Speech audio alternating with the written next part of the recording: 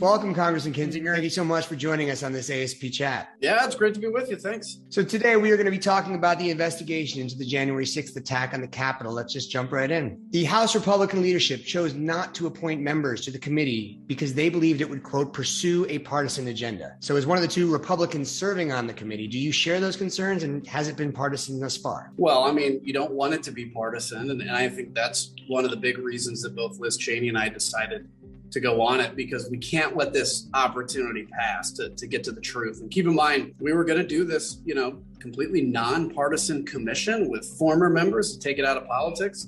And my party rejected that. So no, I don't think it has been partisan. And I'll tell you, with my Democratic colleagues I'm working with, they're focused just like we are on getting to the truth and not playing games with this. What's been the scope of the committee's investigation so far, and what are its overall goals? So our overall goals would be to hold people accountable, tell the story. Obviously, we don't have law enforcement authority, but we can put that story out there. We can refer things to the Department of Justice, getting into everything from how did we get to this point, who was involved in actually January 6th, the disinformation, the Capitol response to it. All of that is on the table, including and especially the Pentagon as well. But there's going to have to be there's a lot of conversations that still need to happen to get to that. And here's, for me, what I think is most impactful and important. We're going to produce our report when we do. A significant amount of Republicans may still believe that it was Antifa behind January 6th. Not a lot you can do to really change that mind. What matters is what the history books in 5 and 10 years say. And, particularly for a younger audience, which is watching, I want your history books. I want your kids someday to be able to have an accurate representation of what happened so they can live in a democracy that works. The committee recently issued subpoenas to compel witnesses to testify from some individuals like Steve Bannon. What are the consequences for individuals who do not comply with that subpoena?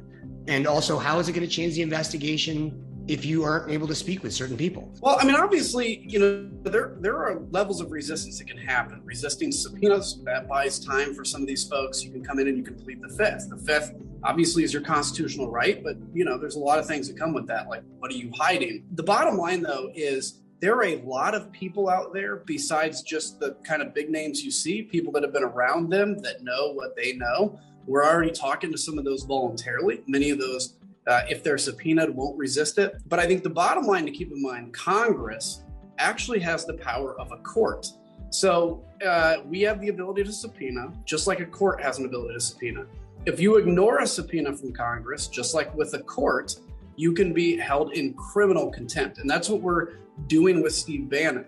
There are two other contempt things. You can have civil contempt, and you can also have what's called inherent contempt, which is where we basically send our sergeant of arms out to arrest somebody. We have to update our rules to do that, and it hasn't been done in 100 years. But we do have a lot of tools in our toolkit. I think the thing to keep in mind, this is very different than any other investigation. Whether it was Benghazi or Fast and Furious, this was an attack on the seat of democracy, and we'll use every tool to get to the answers. Donald Trump is suing the committee and the National Archives to prevent the release of records pertaining to the attack, claiming executive privilege. What is executive privilege, and do you think it applies in this committee's investigation? So executive privilege pretty much historically has held to a current administration, and the current administration can make the call on whether that applies in a moment. And it basically says the executive branch has a right to, some private communications and all that kind of stuff. In this case, it does not apply to the prior administration because the Biden administration has held that they're not going to defend executive privilege, but also a lot of this stuff is related to campaign, which doesn't fall under official kind of White House business. So my interpretation of the former president's lawsuit is that he's trying to stall, trying to buy time. And as we all know the only thing he really cares about is, if he looks like he's fighting. And I think that's all he's trying to do, but he will have no grounds to hold on that. Well, Trump's lawyers called this a political ploy and said that the request for those records could potentially expose confidential and privileged information. Can you just tell us what specific records is the committee seeking access to? And does the ex-president have any concerns that are valid? You can have a valid concern if you think that our goal is to simply embarrass him.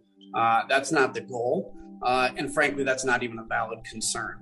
We've requested, I would say, almost everything that would be related to, internal communications of different agencies, which, by the way, this isn't the committee asking for this. This is the American people through Congress asking for this. And the reason we have archives is so the American people have access to this kind of thing. And so anything related to what was quote unquote archived in the prior government is what we're requesting that's relative to this. It's broad. It's a lot of stuff. We've already gotten some things from some areas, but obviously we'll have to have a fight, and that'll just simply buy time until we get it. Keep in mind too, look, you can try to resist, you can try to say that it doesn't count, but we live in a democracy, a republic more specifically, where people have a right to see and hear and know things like this, and we will get to that answer. There's a 127-page Senate report released in June that found that top federal intelligence agencies failed to adequately warn law enforcement officials about the rioters' plan to storm the Capitol. Who is responsible for security of the Capitol complex? And what do we know so far about specific security failures on that day? Yeah, it's a really great question. So it's an archaic system. So we have a Capitol Police, which is a well-funded, well-trained police organization that defends the Capitol, defends members of Congress. But there is a Capitol Police Board. The Capitol Police Board is made up of the Sergeant of Arms of the Senate, the House, I think the Speaker, and it's kind of a political board. And, obviously in this business, politics infects everything. And so that needs to change. In terms of the specific warnings, it appears that there were failures at the intelligence level. Keep in mind, though, it's not the job of like the CIA or the NSA to be combing through social media for domestic threats. That relies on the FBI. We need answers for that for sure. We need systems in place to do that in the future. But the key is this: there were significant failures in defending the Capitol, no doubt. Why wasn't the National Guard here faster? But claiming that is the scandal, as some of my colleagues on my side do, is absolutely wrong. The truth is, it was the people that committed the crime, not those that defended to the best of their ability. A whistleblower recently alleged that Capitol police officers did not share intelligence with other police leadership and deliberately chose not to help some officers under attack. How credible is this report, and does the committee intend to address it? I don't know much about the report. I've seen the top lines. We will certainly intend to address that. And, there has been real issues in Capitol Police leadership, just in me talking to Capitol Police officers, kind of rank and file, that just feel let down that day. They feel let down prior, and they've felt let down since. And that can't be the case. I mean, these are men and women that come to work to make a paycheck, but they put their lives on the line. We just had one killed recently. A guy drove into a barricade. It's a very dangerous job. And so those failures that exist, we have to address, and that will be a key component, even among all this other stuff. Before I do this last question, I just want to squeeze this in real quick. I read a story recently about you, Congressman, where a few years ago, you saved a woman's life who was being attacked in the street by a man with a knife, and you jumped in. It's an incredible story. Everybody should Google it. It's kind of blew me away. And I just wanted to say, you've always had incredible integrity and character, and I think you are someone that has values that you are willing to potentially compromise your political future and clearly your personal safety as well. So thank you. I have an enormous respect for you. I think it's important to highlight that. Can I say something on that? And I appreciate you saying it, because I would consider myself moderate to conservative. I've got great friends that are far left liberals, anywhere in between. We've got to get to where we can respect those differences, but leaders have got to be willing to put their job on the line, right? We ask young men and women to go to Iraq, to be willing to defend this country. And I have seen and saluted bodies of fallen soldiers as they've gone by when I was at war.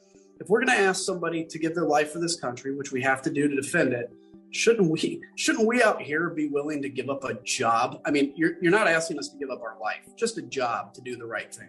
Courage is in short supply. What I'm doing shouldn't be courageous. But you know what? I'm going to tell you, it's the next generation that's going to throw out the arguments that we used to have. We're plugged into this matrix of only have a couple of options, right? And they're going to reinvent, not the system, but reinvent the solutions and reinvent how we help each other. And that is my charge to the next generation of Americans. Can I also just ask them, when we started this, people showed up to be on ASP because members of opposite parties, different parties, asked their counterparts to come. That's why people started showing up. Do you feel that would be harder for us if we started today? Because is there an actual divide in a way that we there's always been differences, but there's a little less willingness for people to come to the table and reach across the aisle to even have a conversation about some of these issues? I think it would be a little harder today. I think fear infects everybody. The most compelling emotion, the most compelling human emotion is fear. It's like fundraising. You know, when you see these emails or these texts that go out, it's not like, hey, can you give me money so I can help save this country or give an optimistic vision? It's, if you don't give me money, frankly, your family's going to all die from whatever policies. If you convince a man that he's going to die, he'll part with anything, including money. And so fear has infected members of Congress who are scared of their own constituents to do the right thing. It's infected the constituents who are fearful that there's no real leadership out there and are fearful that the other side, tribes, we're in tribes now. By the way, tribes are what took Afghanistan down and the reason it's falling again. You believe that you're in your tribe, the other one's untrustworthy. That's fear. We've got to disinfect from the fear. The conversations are essential.